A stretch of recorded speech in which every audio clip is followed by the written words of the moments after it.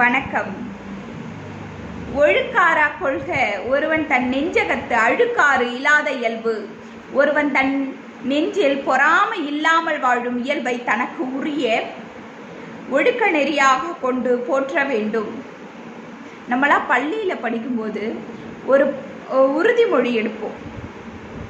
India எனது தாய்நாடு, இந்தியர்கள் அனைவரும் எனது சகோதர சகோதரிகள். நம்ம எல்லாருமே ஒரு தாய் மக்களாக இருக்கும்போது பின்ன ஏன் இன்னொருத்தர் மேலே பொறாம வருது? யோசிக்கணும் இல்லையா? முதல்ல நமக்குள்ள இப்படி ஒரு குணம் இருக்குது, இப்படி ஒரு தீய குணம் இருக்குது அப்படின்னு நம்ம தெரிஞ்சுக்கணும், நம்ம அக்செப்ட் பண்ணிக்கணும். ஆமாம், என்கிட்ட பொறாமை இருக்குது, என்கிட்ட கோபம் இருக்குது, என்கிட்ட பேராசை இருக்குது. நம்ம தெரிஞ்சுக்கிட்டாதான் நம்ம அதுலேருந்து வெளியே வர முடியும். நம்ம ஈகோ அதை விடாது.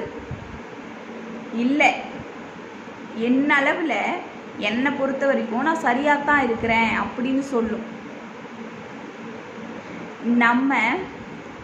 நம்மளை மாற்றிக்கணும்னு நினச்சாதான் நம்ம என்னதான் திருக்குறள் படித்தாலும், பகவத்கீதை படித்தாலும், பைபிள் படித்தாலும், குரான் படித்தாலும் நாம் மாறணும்னு நாம் நினைக்காத வர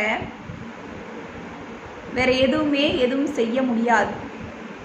காந்தியடிகள் தன்னுடைய சுய சரிதை புத்தகமான சத்திய சோதனை புத்தகத்தில் தான் சிறிய வயதில் என்னதெல்லாம் தப்பு செஞ்சேன், என்ன தவறுகள் பண்ணேன் அப்படிங்கிறத அவர் குறிப்பிட்டிருப்பார். நான் சின்ன வயசுலாம் இந்த மாதிரி தப்புலாம் செஞ்சேன், ஆனால் அது தப்புன்னு என் மனசாட்சிக்கு தெரிஞ்ச உடனே அதை அந்த தவறுலேருந்து நான் திருத்திக்கிட்டேன் அப்படின்னு அவ்வளோ அழகாக சொல்லியிருப்பார். நாம் கூட நம்ம தப்பை நம்ம ஏற்றுக்கிட்டு அது சரி இல்லை, இதுதான் சரி, அறநெறியில் வாழற வாழ்க்கை தான் சரி அப்படின்னு நம்ம அதை மாற்றிக்கணும் அப்படின்னு நினச்சாதான் நம்மளால் மாற முடியும். சரி, பொறாமைக்கு வரும். பொறாமை ஒரு தீ போல, அது தன்னையும் எரிச்சு தன்னை சுற்றி இருக்கிற எல்லாரையும் அழிச்சிடும். இதற்கு ஒரு சிறந்த உதாரணம் மகாபாரதம். மகாபாரதத்தில் துரியோதனன் அவனுடைய சகோதரர்களுக்கும் பாண்டவர்கள் மீது பொறாமை. அவர்களுடைய சிற்றப்பா மக்கள் தான் பாண்டவர்கள், அரசகுமாரர்கள் இல்லையா? சின்னதுலேருந்தே பொறாமை. குருகுலத்தில் படிக்க போகிறாங்க, பாண்டவர்கள் சிறப்பாக படிக்கிறாங்க, நல்ல ஒழுக்க நெறியோடு இருக்காங்க, நல்ல பண்பு நலன்களோடு இருக்காங்க, எல்லா வித்தைகளையும் சூப்பராக கற்றுக்குறாங்க. இப்போலேருந்தே பொறாமல் துரியோதனனுக்கு சின்ன வயசுலேருந்தே அது ஒரு விதை மாதிரி அவனுக்குள்ளே விழுந்துருக்கு. அந்த பொறாமத்தியானது அவர்கள் வளர்ந்து பெரிய ஆளாகிற வரைக்கும் அது அவங்களுக்கு தொடர்ந்துக்கிட்டே தான் இருக்குது. பல தடவை பாண்டவர்களை கொலை செய்ய முயற்சி செய்கிறான். அப்புறம் அரசாளக்கூடிய வயது வந்துடுது, அரசால விடலை, பொறாமை. நல்லா அரசா ஆண்டுடுவாங்க பாண்டவர்கள் அப்படின்னு துரியோதனம் விடலை. சரி, பெரியவர்களுடைய வற்புறுத்தல் பேரில் ஒரு சிறிய பகுதியை கொடுக்குறான்.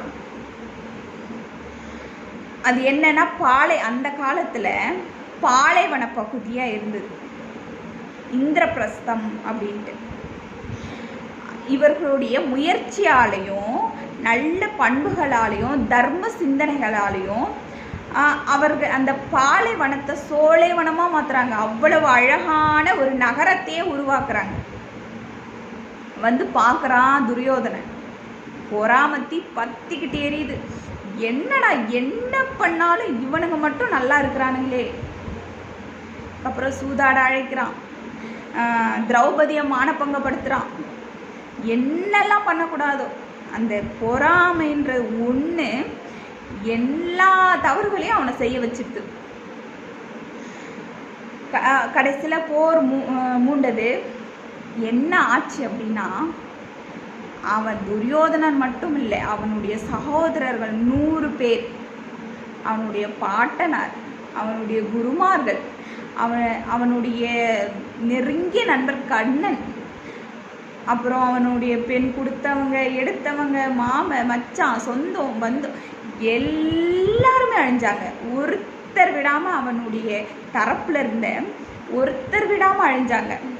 இதில் என்ன இன்னொரு விஷயம் என்னன்னா, பல பேர் துரியோதனன் பக்கம் இருந்த பல பேர் ரொம்ப நல்லவங்க. அவன் பொறாமப்படுறான், அவன் பக்கத்தில் நிற்கிறீங்க அப்படின்றதுக்காகவே அவங்க அழிஞ்சாங்க. பேர்பட்ட ஒரு அரக்க குணம் வாய்ந்தது தான் இந்த பொறாம குணம். ஒரு கதை ஒன்று சொல்லுவாங்க, சிரிப்பாகவும் இருக்கும், சிந்திக்க வைக்கிற மாதிரி இருக்கும். 2 எதிர் வீட்டுக்காரங்க 2 பேர் எப்பவும் சண்டை தான், ஒருத்தர் மேலே ஒருத்தர் பொறாம. ஒரு நாள் கடவுள் இறங்கி வராரு. அதில் ஒருத்தர் வீட்டுக்கு போகிறாரு. மகனே, உனக்கு என்ன வரம் வேண்டும்? அவனுக்கு ஒரே சந்தோஷம். அப்புறம் யோசிக்கிறான், நீங்கள் எதிர் வீட்டுக்கும் போவீங்களா சாமி? போவேன்ப்பா. ஐயோ, அப்புறம் நம்மளை விட அதிகமாக வரம் கேட்டு அவன் பெரிய ஆள் ஆயிட்டானா? சரி, அவன் என்ன வரம் கேட்குறானோ எனக்கு அதை விட 2 மடங்கு அதிகமாக கொடுக்கணும், அதான் என் வரம். சரிப்பா, அப்படியே ஆகட்டும். எதிர் வீட்டுக்கு போகிறாரு. மகனே, உனக்கு என்ன வரம் வேண்டும்? இவனுக்கும் ஒரே சந்தோஷம். எதிர் வீட்டுக்கு போனீங்களா?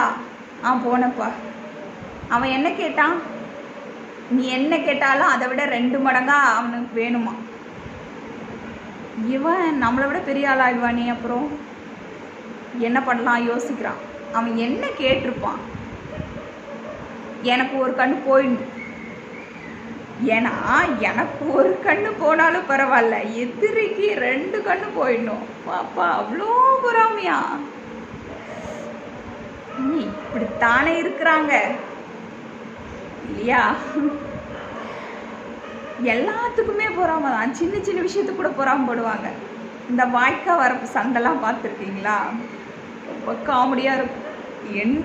இல்லை இது எந்த உண்டு இப்படியே தான் சண்டை, கடைசி வரைக்கும் சண்டை போவாங்க, சாகிற வரைக்கும் சண்டை போடுவாங்க. அந்த மண் என்ன தெரியுமா சொல்லும்? இது நீ உந்து எந்துன்றீங்களேடா, 2 பேரும் கடைசியில் எனக்குள், நீங்கள் 2 பேருமே எனக்கு தாண்டா சொந்தம் அப்படின்னும் அந்த மண். ஏன் இந்த பொறாமை வருது அப்படின்னா, வேற்றுமை, நீ வேற நான் வேற அப்படின்னு இருக்கிற எண்ணத்தால தான் அந்த மாதிரி வருது. எல்லாருமே ஒன்று தான்ப்பா அப்படின்னு நினைக்கும் போது எங்கே வேற்றுமை வரப்போகுது? இயேசு சொல்லுவார், தன்னை போல பிறரையும் நேசி. அப்படி நேசிக்கும் போது ஏன் பொறாம வருது? அதாவது இன்னொருத்தருடைய முன்னேற்றத்துலேயும் வெற்றிலையும் சந்தோஷப்பட்டு தான் பாருங்களேன், இந்த மனசு எப்படி இருக்குன்னு பாருங்களேன். அதை விட இன்னொருத்தருடைய முன்னேற்றத்துக்கும் ஒரு வெற்றிக்கும் சந்தோஷத்துக்கும் நாம காரணம் அப்படின்னு இருக்கும்போது அதனுடைய சந்தோஷமே வேற. அதாவது நம்ம இந்த மன நிம்மதிக்கும் ஒரு நிறைவுக்கும் எங்கெங்கேயோ தேடி சுற்றிக்கிட்டு இருப்போம், என்னென்னத்தையோ தேடுவோம், எங்கெங்கேயோ தேடி போயிட்டுருப்போம். ஆனால் அந்த சந்தோஷம் நமக்குள்ளே தான் இருக்குது. மற்றவங்க சந்தோஷமாக இருக்கணும் அப்படின்னு நினைக்கும்போது நமக்குள்ளே தானாகவே சந்தோஷம் வரும். சரி, இந்த முன்னேற்றம், இந்த வெற்றி, இதெல்லாம் எதை சார்ந்தது? நான் இத்தனை வீடு வச்சுருக்கிறேன், இத்தனை கார் வச்சுருக்கேன், இத்தனை பேங்க் பேலன்ஸ் இவ்வளோ இருக்குது, இதெல்லாம் பொறுத்ததே கிடையாது. எது தெரியுமா? நான் மேலே வந்துட்டேன், கஷ்டப்பட்டு நான் மேலே வந்துட்டேன், நான் நல்லா இருக்கேன். ஆனால் என்ன மாதிரி எத்தனையோ பேர் கஷ்டப்பட்டுட்டு இருக்காங்க, அவங்களையும் மேலே கொண்டு வரணும். அதுதான் நிரந்தரமான சந்தோஷம், நிரந்தரமான இன்பம். அங்கே பொறாமைக்கே இடமில்லை. வாழ்க வளமுடன். எல்லா உயிர்களும் இன்புற்று வாழ்க.